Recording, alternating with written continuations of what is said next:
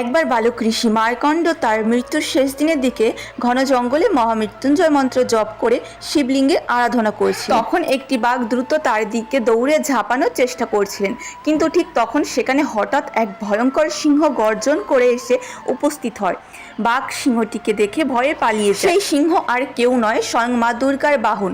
দিন শেষে তার যখন প্রাণহরণের জন্য যমরাজ নিজেই উপস্থিত হন, তিনি বললেন, এখন তোমার মৃত্যুর সময় এসেছে, এই বাস তোমার প্রাণ নিয়ে যাবে।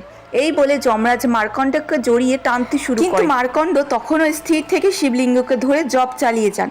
যমরাজ বলে, আজ তোমার প্রাণ নেওয়া থেকে কেউ রক্ষা করতে পারবে না। তখন মার্কণ্ডের মনের দৃঢ় বিশ্বাস দেখে সেখানে স্বয়ং মহাদেব প্রকট হন এবং সেখানে প্রকট হয়ে বালক মার্কণ্ডের রক্ষা করে তাকে দীর্ঘায়ু হবার বরদান করেন। যমরাজ বলেন, মহাদেব, কিন্তু এই বালকের জীবনকাল শেষ হয়ে গেছে, সেই জন্য আমি তার প্রাণ নিতে এসেছি।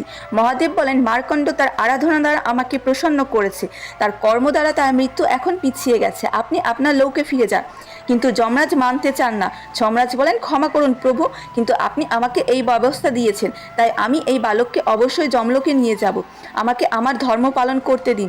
মহাদেব বলেন, আমি এই বালককে চিরঞ্জীবী হওয়ার বরদান দিয়েছি, আপনি আপনার ধর্ম পালন করুন আর আমি আমার ধর্ম পালন করি। এরপর যমরাজ তার ভয়ঙ্কর কাল রূপ ধারণ করে এবং মহাদেব তার ভয়ঙ্কর মহাকাল রূপ প্রকাশ করেন। কিন্তু মার্কণ্ড বলে, প্রভু, আমি শুধুমাত্র আমার বাবা মার সেবা ও জগৎ কল্যাণের জন্য দীর্ঘায়ু চাই, কিন্তু যদি আমার দীর্ঘায়ু জগৎ বিনাশের কারণ হয় তাহলে আমি এমন আয়ু চাই না।